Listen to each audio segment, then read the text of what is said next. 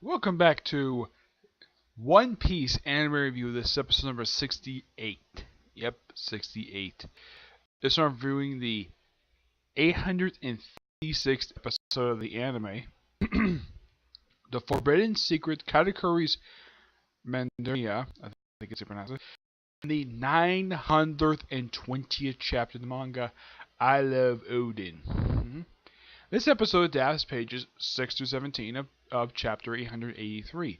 Yeah, pretty much with this episode, they only have about 19 chapters left to adapt, and then they're done.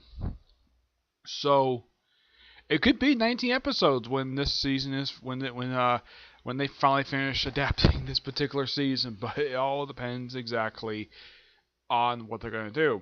It just depends on what they do. Most of this episode, with the exception of one scene, takes place in Mirror World. Yeah, the rest of the Straw Hat crew who actually are in this arc, yeah, they're not in this episode at all. They don't reappear for a little while, actually. Excuse me. The one thing that takes place outside is on Chocolate Island, where you have Clifton, Pudding, and Sanji still making up the cake, and of course you have everyone like Sanji telling the chefs like, we have to be quick about this, but don't rush to make this cake. And he's looking at the clock, and Pudding is still her usual self, basically like fawning over Sanji, over her like basically whenever he gives her a compliment, she just basically faints. Yep.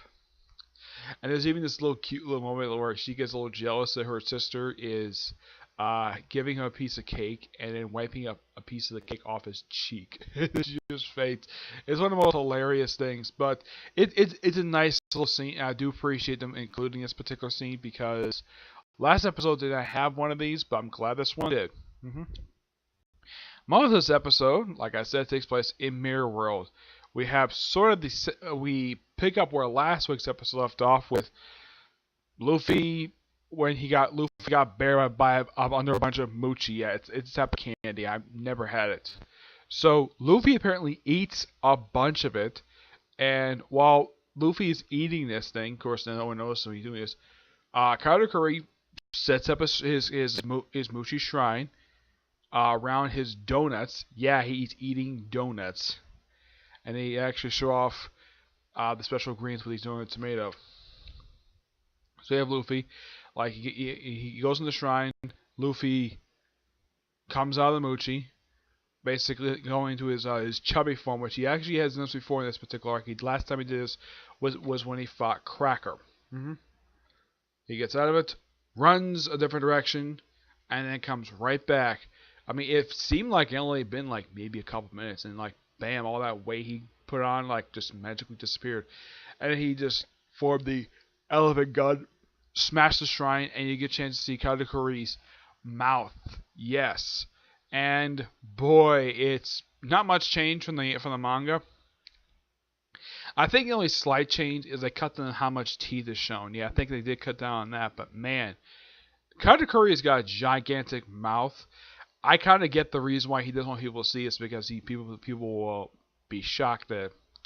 So because Luffy sees it, he doesn't get killed, but as for the chefs, because they saw him eating, because apparently he doesn't like it when people see him eat, and he's singing a song of how much he really enjoys eating these donuts, these gigantic donuts. Not even I would eat this much. I mean, it looks like he was eating about a good like dozen of them, dozen giant-sized donuts, and he was also 40 minutes late for his snack appointment. Yeah, it's a special ritual he goes through that because he got cold. It's like, that's fine, I'll have iced tea instead of hot tea. I mean, he's not mad about it. It's partially his fault, the fact it took so long. So after Luffy sees Katakuri's mouth, he doesn't have immediate reaction to it. Of course, it's later revealed Luffy doesn't have a really big problem with it. It's fine. He's seen weirder things, he doesn't say he's seen weird things, but he doesn't have a really big problem with his mouth. Yep. And of course he goes nuts, and Luffy finally goes to his fourth gear form, which is the fourth time he does it in this anime. Well, not in this anime overall, but fourth time this arc he finally goes. So he doesn't do one more time after this, and then he spends a good time just beating up, crushing Katakuri stuff, throws at him, and Katakuri is mad because, well, Luffy saw his mouth, and of course saw him eating. And he turns his arms to like some kind of robotic arms. Basically, it's the color of arms. So yeah, there's that. And this overall was a fantastic episode.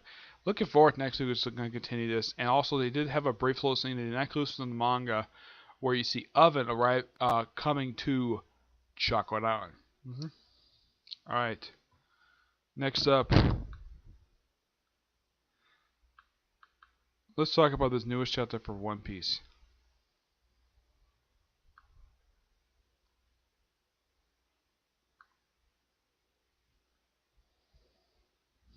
Okay, the chapter starts off with Zoro and Sanji just dreaming. Of course, Zoro is probably dreaming he's probably becoming the world's greatest swordsman.